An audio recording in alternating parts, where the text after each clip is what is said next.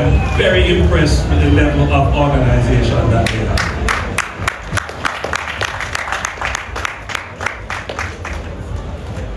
I spent maybe about 30 minutes, maybe a little bit more, with the Small Ruminant Association of Jamaica. And they are very impressive. Briefly, I met with the Egg Farmers Association. I did meet with the Pork Farmers Association. But I know they're well organized.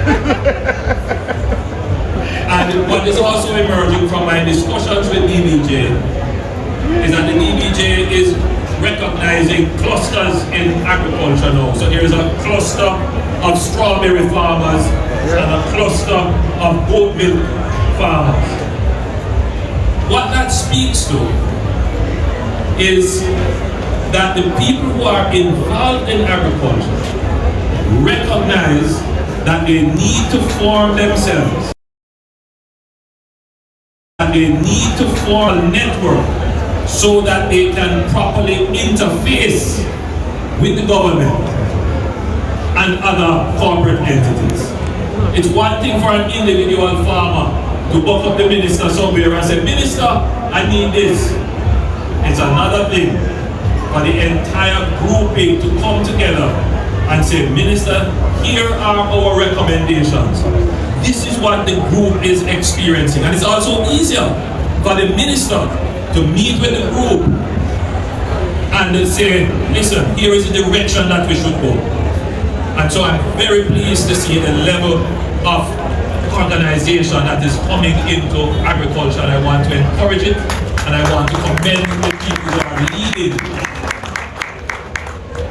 My message, therefore, to my farmers who are listening here is that if you are not a part of any of the organizations, please reach out and become members of the organization. There is value for you in being organized. The other thing that I'm particularly impressed about is our small ruminant sector.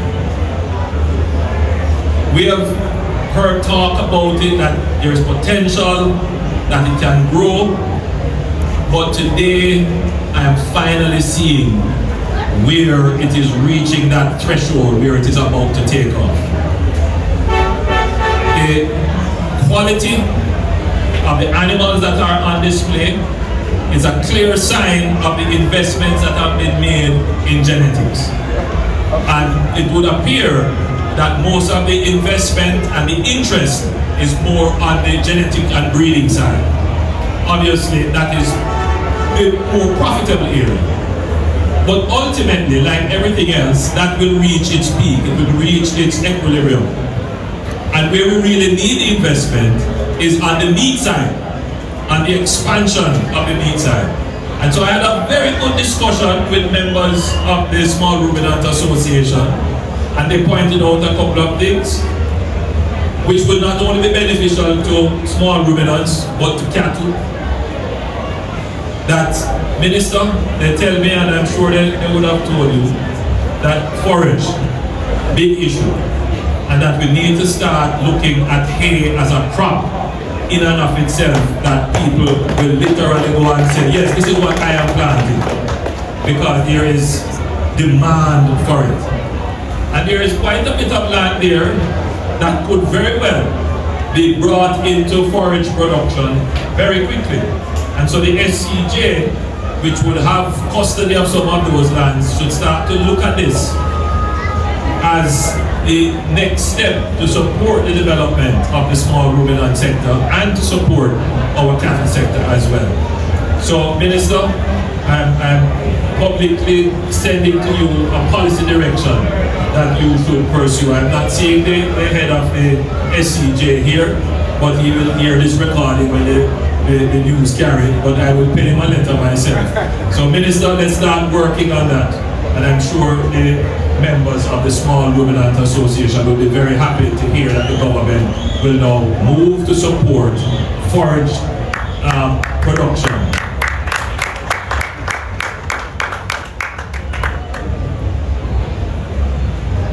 I had also a interesting discussion with a female member of the association who spoke about access to financing. Access to financing in agriculture has always been a real challenge. Now I know that the DBJ has done a great job in supporting agriculture. They support the chicken farmers in a big way, billions of dollars.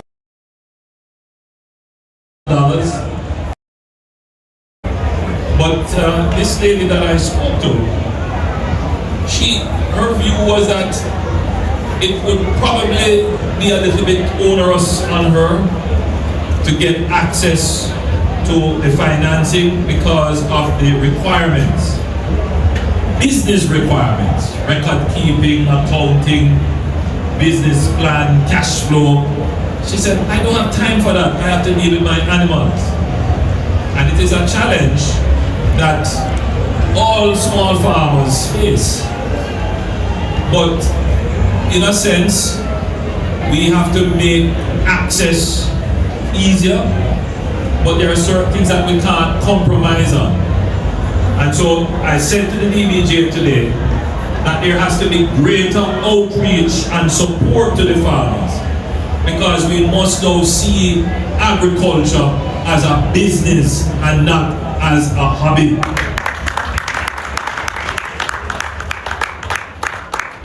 So yes, we want you to get the loan easy, but if you're going to get the loan, you have to keep a record. Yeah. You have to have a little cash flow. You have to understand that revenue is not profit. And we have to break that culture permanently.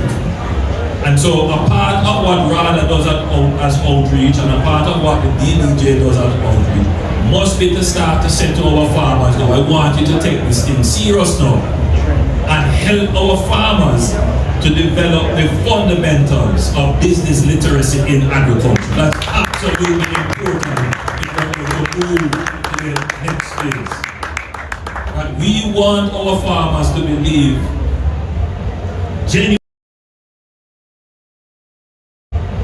genuinely that their endeavor is respected, is valued, and could qualify them to achieve a loan that helps them to grow their business. They can pay it back and go back again, because businesses can only grow when they have access to credit, and that is very important. So the next step in the development of the agricultural system must be to form a partnership with our farmers to develop business literacy in agriculture.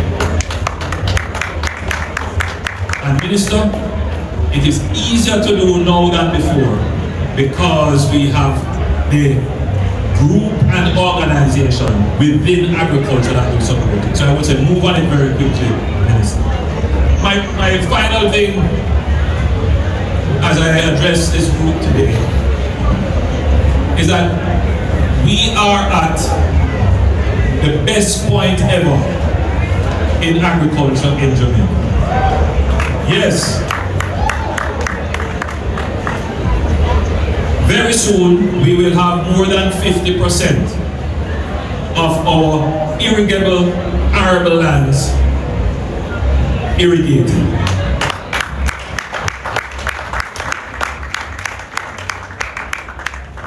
I had the great pleasure of breaking ground for the Pedro Plains project. The Essex Valley is underway, almost completed. And all of those projects are bringing more lands under irrigation.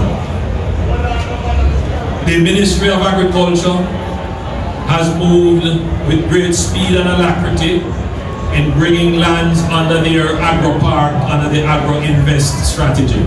There are lands available for persons who are interested in investing in agriculture to work on those lands. I had the pleasure of looking at the Parnassus Agro Park, with farmers from all over Jamaica, including returning residents, putting in many acres of crops.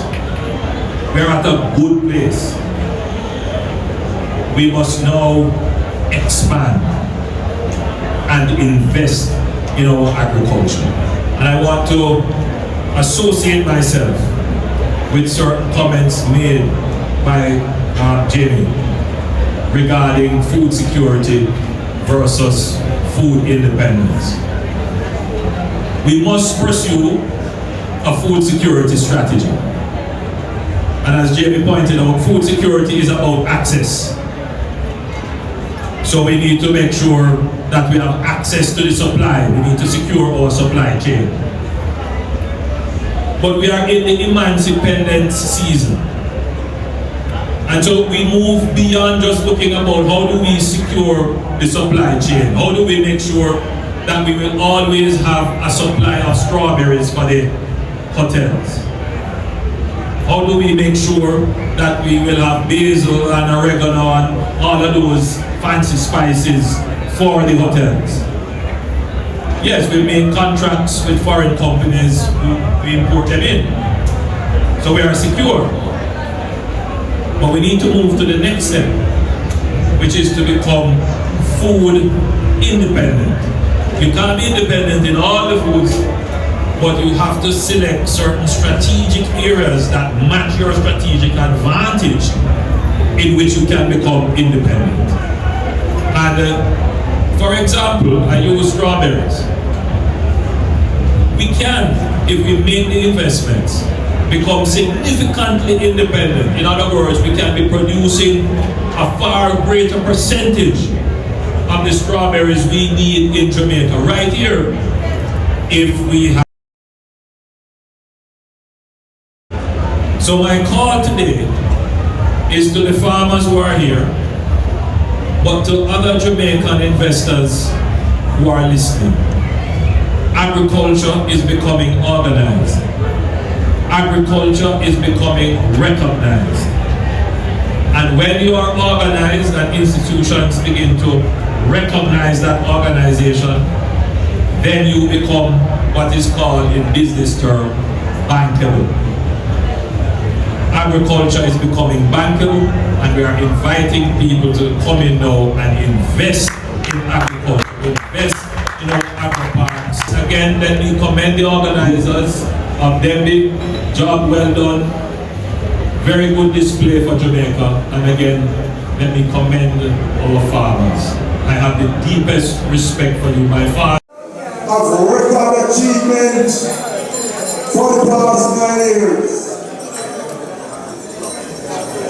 And let me tell you, them other people get heart attack and instant follow. They're gonna have a 3 white car glass. But they ain't seen nothing yet, neighbor. And the Labour Party will never roll out the manifesto yet. But what we can tell you and what we can boast of, neighbor, right?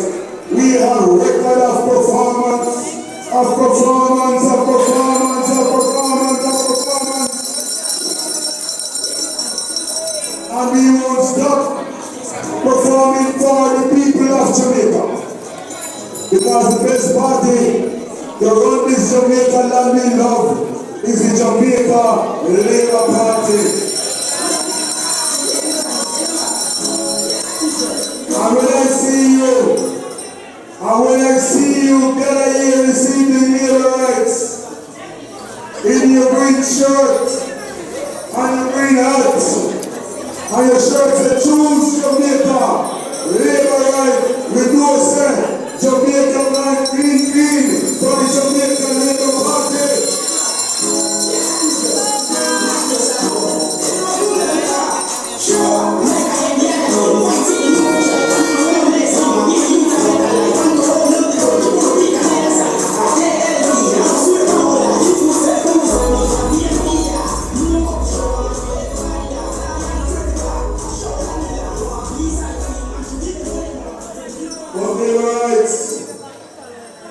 Labor rights, you know, we've been making the rounds across this constituency. And the other day, we gather in Mount Hope labor rights. Everybody start looking at Mount Hope straight apart and conquer the violence so they can reach them yard. Because Labour Party river come down back.